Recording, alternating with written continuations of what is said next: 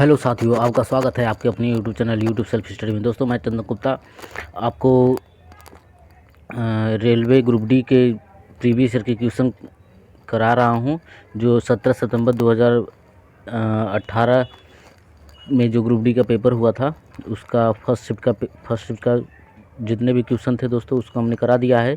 GK GS के जितने भी क्वेश्चन थे दोस्तों उसको हमने करा दिया, ठीक है।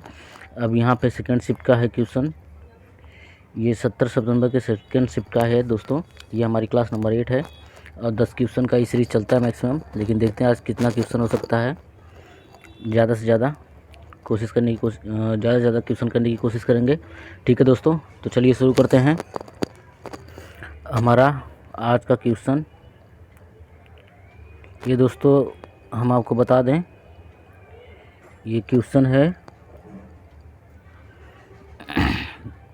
17 सितंबर, ठीक है दोस्तों, 17 सितंबर के सेकेंड शिफ्ट का है दोस्तों, ठीक है। सेकेंड शिफ्ट का क्वेश्चन है। जीके जीएस के इसमें जितने भी क्वेश्चन रहेंगे दोस्तों, ठीक है, उसको हम यहाँ पे देखेंगे। तो यहाँ पे हमारा दोस्तों पहला क्वेश्चन शुरू हो जाता है।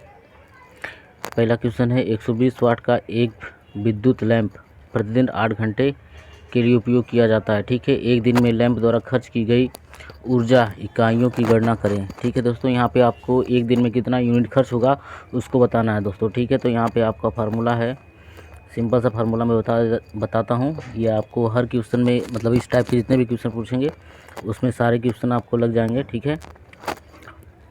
तो यहाँ पे दोस्तों होता है, जो यूनिट होता है हमारा kWh/1000, यानी kWh/1000 से आप इसको सॉल्व करेंगे तो ये तुरंत आ जाएगा क्वेश्चन, ठीक है दोस्तों। तो हम यहाँ पे देख लेते हैं क्या क्या दिया हुआ है। यहाँ पे किलोवाट दिया हुआ है, 120 वाट है, तो हमारा किलोवाट की जगह वाट हो जाएगा, ठीक है। 120 वाट गुणे, और जो एच था दोस्तों कितना दिया था, 8, तो यहाँ पे 8 हो गया, और बटा 1000 है दोस्तों, ठीक है।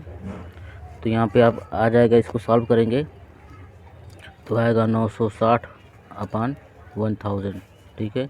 तो आप इसको सॉल्व करेंगे दोस्तों तो आपका आ जाएगा कि ऑप्शन नंबर सी, ठीक है। ऑप्शन नंबर सी 0.96 इकाई, ठीक है दोस्तों।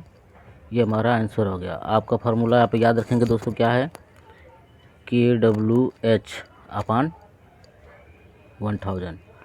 आप दोस्तों आपके घर में अगर मीटर लगा होगा तो आप ध्यान से देखते होंगे कि जो आपका जो मीटर का बिजली का बिल निकालता है, जो लाइनमैन आता है आपका मीटर से बिजली का बिल निकालते हुए, तो आपका जो kWh यूनिट रहता है उसी को लेता है सिर्फ, और उसी को लेके आपका जो यूनिट है आपका कितना बिल बना है उसी को आपको देगा, ठीक है दोस्तों। तो kWh से मतलब किलोवाट घंटा, और हवा मतलब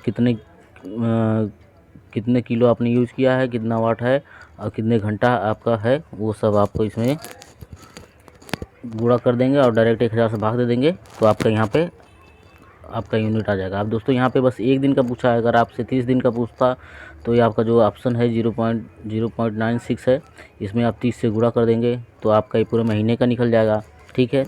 और आपसे पूछता है फिर कि अगर 2 रुपया प्रति यूनिट बिजली का बिल है, तो आप जैसे आपका 0.96 इकाई यूनिट आया है, तो अगर इतने यूनिट का 2 रुपया है तो आपको मतलब पूरा महीने का जितना आएगा, और फिर उसमें 2 से गुणा कर देंगे तो आपका पूरा महीने का बिल आ जाएगा, अगर 2 रुपया यूनिट बिल ले रहा है तो, ठीक है दोस्तों। ये आपका पहला क्वेश्चन हो गया।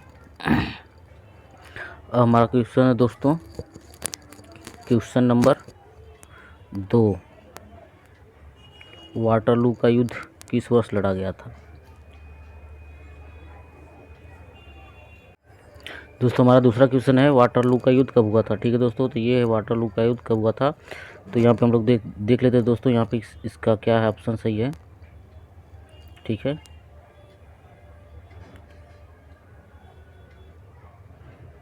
ये दोस्तों आप देखिए यहाँ पे वाटरलू का युद्ध 1815 ईस्वी में ड्यूक ऑफ वेलिंगटन के नेतृत्व में ब्रिटिश सेना और नेपोलियन बोनापार्ट संचालित फ्रांसीसी सेना के बीच लड़ा गया था, ठीक है दोस्तों। आप इसको समझ रहे होंगे, वाटरलू का युद्ध ये सेकेंड शिफ्ट का है, 17 सितंबर के सेकेंड शिफ्ट का, ठीक है दोस्तों। तो वाटरलू का युद्ध 1815 में लड़ा गया था किसके किसके बीच? ड्यूक ऑफ वेलिंगटन के नेतृत्व में, ठीक है, ब्रिटिश सेना और फ्रांसीसी सेना के बीच। और फ्रांसीसी सेना का जो संचालक था वो कौन था? नेपोलियन बोनापार्ट, ठीक है। और वाटरलू की लड़ाई को इतिहास का सबसे भयानक लड़ाइयों में से एक माना जाता है, ठीक है।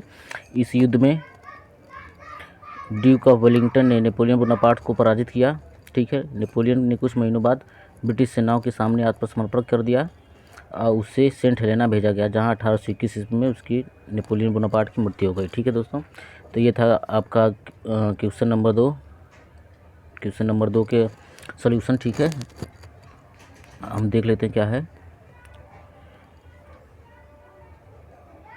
तो आपका यहाँ पे दोस्तों ऑप्शन जो हो जाएगा, ऑप्शन नंबर बी, 1815 ईस्वी में वाटरलू का युद्ध लड़ा गया था किसके किसके बीच? तो नेपोलियन बोनापार्ट और फ्रांसीसी सेनापति नेपोलियन बोनापार्ट और वेलिंगटन ड्यूक के नेतृत्व में दोस्तों, ठीक है। 1815 ईस्वी में ये वाटरलू का युद्ध लड़ा गया था दोस्तों, ठीक है। ये क्वेश्चन को आप याद रखेंगे दोस्तों, ठीक है, क्योंकि ये 17 सितंबर 2018 के सेकेंड शिफ्ट में क्वेश्चन पूछा हुआ है, ठीक है दोस्तों। पिछली बार आप जानते होंगे दोस्तों 1-1, 2-2 नंबर से लोगों का रुका हुआ है।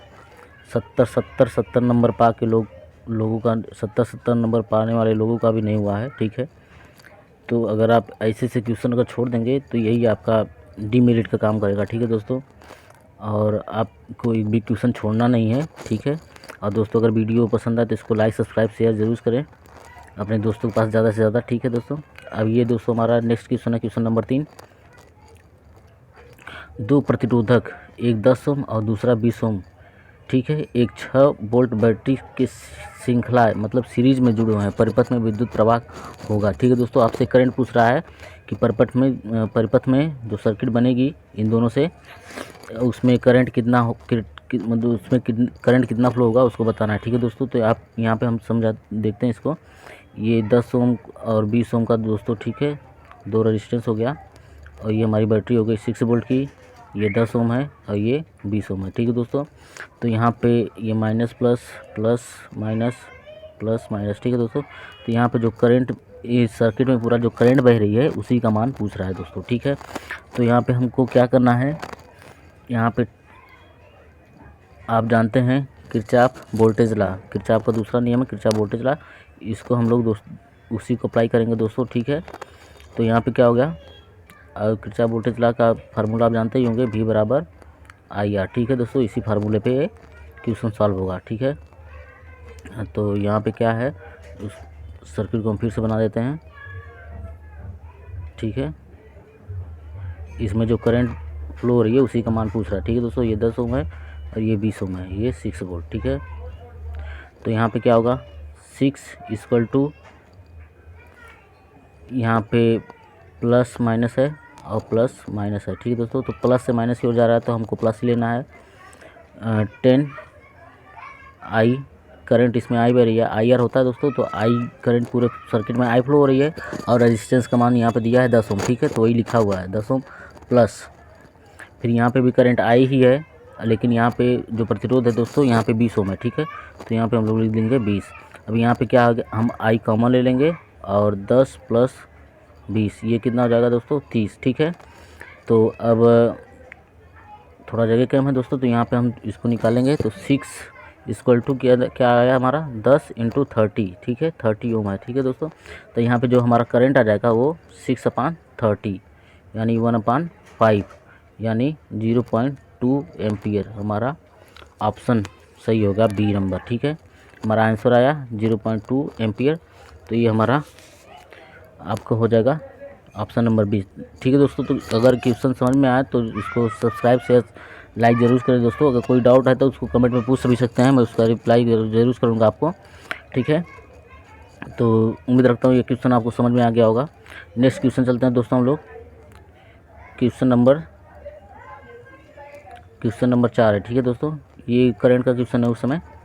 इनमें से कौन सा समारोह भारत के विकास में विदेशी भारतीय समुदाय के योगदान के लिए चिन्हित करने के लिए प्रत्येक वर्ष 9 जनवरी को मनाया जाता है, ठीक है दोस्तों। तो क्या है ये मतलब जैसे आप डेट याद करते हैं ना कि मतलब जैसे योगा दिवस कब मनाया जाता है, ठीक है, जीएसटी दिवस कब मनाया जाता है। तो इसी तरह डायरेक्ट क्वेश्चन ये नहीं पूछा कि प्रवासी भारतीय दिवस कब मनाया जाता है, ये डायरेक्ट क्वेश्चन ना पूछ के आपको इतना पूरा व्याख्या में दिया हुआ है, ठीक है। तो ये 9 जनवरी को हर साल मनाया जाता है, ठीक है दोस्तों। क्या है? प्रवासी भारतीय दिवस, ठीक है।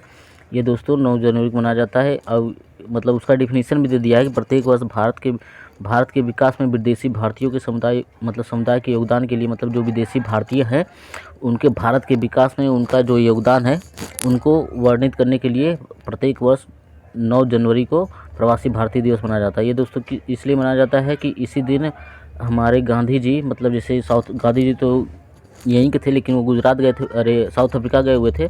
तो वहाँ से 9 जनवरी 1915 को जब वो भारत वापस आए, ठीक है दोस्तों। तो उन्हीं के भारत आगमन को ध्यान में रखते हुए 9 जनवरी को हर साल प्रवासी भारतीय दिवस मनाया जाता है, ठीक है दोस्तों। उम्मीद करता हूँ आपको क्वेश्चन समझ में आया होगा। नेक्स्ट क्वेश्चन चलते हैं दोस्तों हम लोग, क्वेश्चन नंबर 5, ठीक है दोस्तों। ये भी क्वेश्चन करंट का ही है, उस समय का जो करंट था।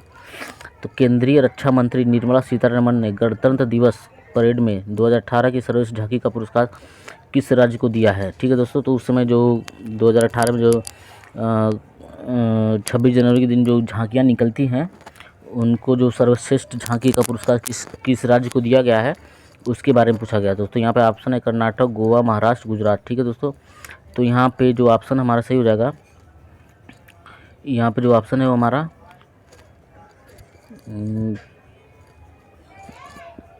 ऑप्शन है ऑप्शन नंबर सी, ठीक है दोस्तों। यहाँ पे महाराष्ट्र को उस समय दोस्तों सर्वश्रेष्ठ झांकी का पुरस्कार मिला था। लेकिन दोस्तों यहाँ पे अब 2018 का करंट अफेयर नहीं पूछेगा, अभी पूछेगा तो 2021 का पूछेगा, ठीक है, क्योंकि एग्ज़ाम 2021 में होने के चांसेस हैं। लेकिन देखिए क्या होता है, अभी कुछ डेट तो आया नहीं है, लेकिन फिर भी देख लेते हैं हम लोग 2021 में किस राज्य की झांकी को सर्वश्रेष्ठ पुरस्कार मिला है। यहाँ पे गणतंत्र दिवस के अवसर पे। तो यहाँ पे है दोस्तों उत्तर प्रदेश, ठीक है दोस्तों। उत्तर प्रदेश की झांकी को दोस्तों सर्वश्रेष्ठ झांकी का पुरस्कार मिला है 2021 में, ठीक है दोस्तों। 2021 में इसको आप लिख लेंगे। आपको अगर याद है तो अच्छी बात है, लेकिन अगर नहीं याद है तो अब इसको लिख लेंगे, ठीक है दोस्तों। यहाँ पे ये पुरस्कार दिया किसने है, तो ये दोस्तों हैं खेल एवं युवा मामले के मंत्री, ठीक है, लिख देते हैं खेल, युवा व अल्पसंख्यक मामलों के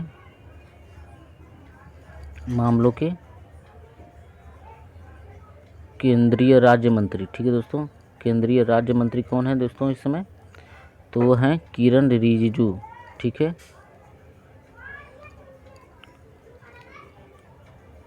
किरण रिजिजू। इन्होंने दोस्तों सर्वश्रेष्ठ झांकी का पुरस्कार गणतंत्र दिवस के अवसर पर 2021 में प्रदान किया किसको, उत्तर प्रदेश को, ठीक है दोस्तों। और दूसरे नंबर पे दोस्तों यहाँ पे कौन था, त्रिपुरा राज्य की झांकी को दूसरे नंबर पे, मतलब दूसरा सर्वश्रेष्ठ झांकी का पुरस्कार मिला है त्रिपुरा राज्य को, ठीक है दोस्तों। अब नेक्स्ट क्वेश्चन चलते हैं हम लोग दोस्तों। नेक्स्ट क्वेश्चन है क्वेश्चन नंबर 6, इनमें से कौन सा एक सरल अस्थायी ऊतक नहीं है।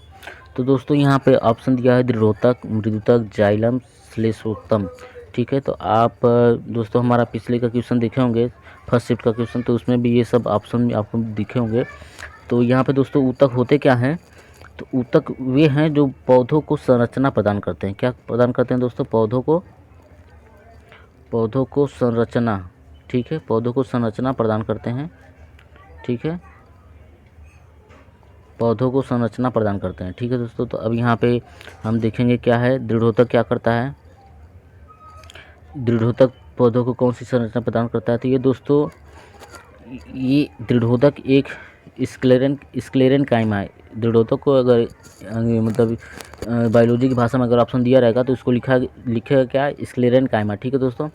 तो ये स्क्लेरेन काइमा क्या करता है, ये एक सरल अस्थायी ऊतक है, ठीक है, सरल अस्थायी ऊतक है, ठीक है। और ये पौधों को कठोर बनाता है, पौधों को कठोर बनाएगा और रूखा बनाएगा, ठीक है दोस्तों। पौधों को कठोर और रूखा बनाता है दृढ़ोतक या स्क्लेरेनकाइमा, ठीक है दोस्तों। आप यहाँ पे इसको देख लेंगे। अब दूसरा ऑप्शन क्या है आपका, मृदुतक। ये दोस्तों ऊतक वे होते हैं जो पौधों को संरचना प्रदान करते हैं, ठीक है दोस्तों। तो ये जो खाद्य भंडारण है, ठीक है, खाद्य भंडारण पौधों को जीवन की अन्य गतिविधियों में जो शामिल होते हैं, ये उनको मृदुतक का काम करता है दोस्तों, ठीक है। ये मृदुतक काम है। जाइलम क्या है दोस्तों, जाइलम क्या है आपका, तो जाइलम जड़ से पौधों के पत्तियों तक, पौधों के पत्तियों तक जो जल को ले जाया जाता है, जल को ले जाया जाता है, तो किसके माध्यम से ले जाया जाता है दोस्तों, तो वो है जाइलम के द्वारा। जाइलम के द्वारा जल को जड़ से, मतलब जड़ क्या है, ज़मीन के अंदर है, तो ज़मीन के अंदर से वो जड़ है जो जल को अवशोषित करते हैं और पत्तियों तक पहुंचाते हैं। तो किसके माध्यम से पहुंचाते हैं, तो वो दोस्तों आपका जाइलम, जाइलम के माध्यम से जड़ से पौधे पौधे की पत्तियों तक जल जाता है, ठीक है दोस्तों। और ये क्या है, कोलेनकाइमा क्या है, ठीक है दोस्तों। तो ये पौधों को लचीलापन प्रदान करता है दोस्तों, ठीक है। कोलेनकाइमा ये क्या है दोस्तों, पौधों को लचीलापन प्रदान करता है, ठीक है दोस्तों।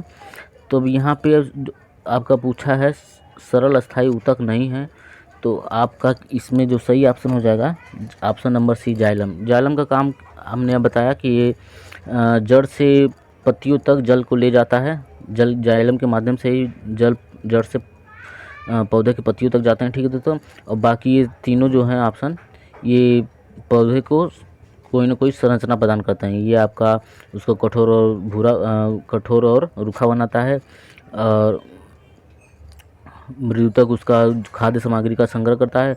और ये कोलेनकाइमा क्या है दोस्तों, तो ये है पौधे में लचीलापन लाता है, ठीक है दोस्तों। तो ये मतलब किसी न किसी तरह से पौधों को कोई ना कोई संरचना प्रदान करते हैं। लेकिन जाइलम क्या है, ये मतलब एक वाहक के रूप में काम करता है दोस्तों, ठीक है। तो यहाँ पे जो ऑप्शन हमारा सही हो जाएगा ऑप्शन नंबर सी, सरल अस्थायी ऊतक नहीं है, तो ये आपका जाइलम ऑप्शन सही हो जाएगा, ठीक है।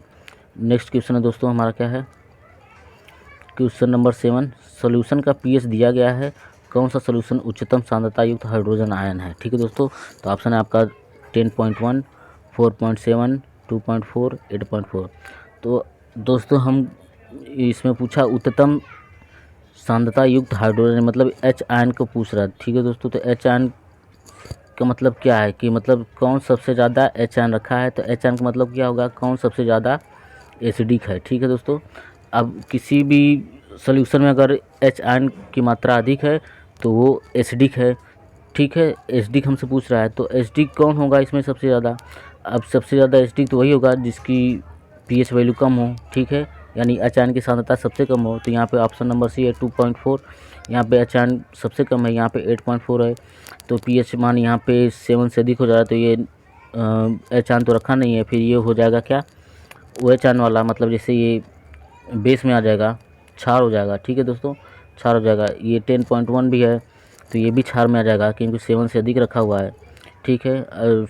4.7 है तो ये एसिडिक है, लेकिन 2.4 सबसे ज़्यादा एसिडिक है, ठीक है दोस्तों। तो यहाँ पे जो ऑप्शन है उच्चतम सांद्रता युक्त हाइड्रोजन आयन कौन है, तो ऑप्शन आपका हो जाएगा ऑप्शन नंबर सी हमारा सही हो जाएगा, ठीक है दोस्तों। उच्चतम सांद्रता युक्त हाइड्रोजन आयन है, ठीक है दोस्तों, ठीक है।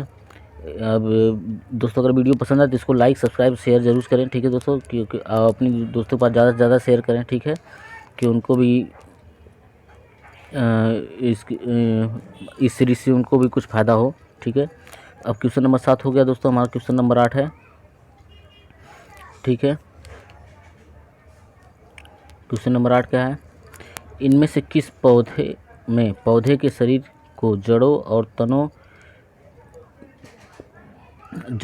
तनों और पत्तियों में नहीं विभाजित किया जा सकता, ठीक है दोस्तों।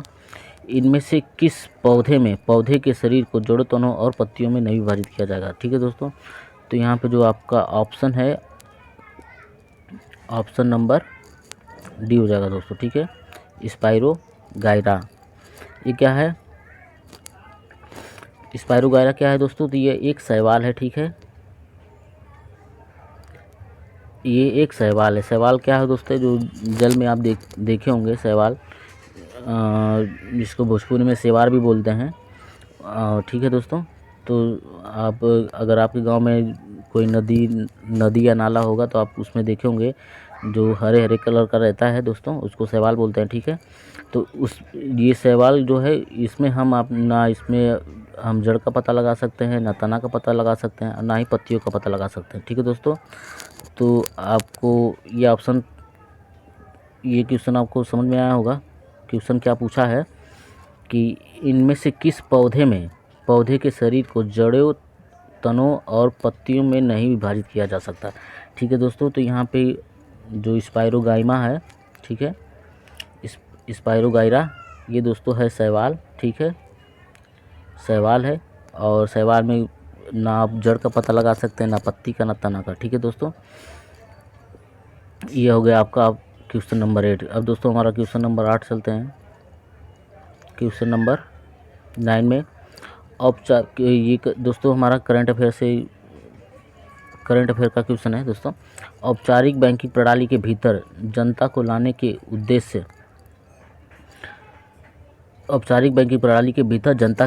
उद्देश्य को केंद्र सरकार की पहल को क्या कहा जाता है, ठीक है दोस्तों।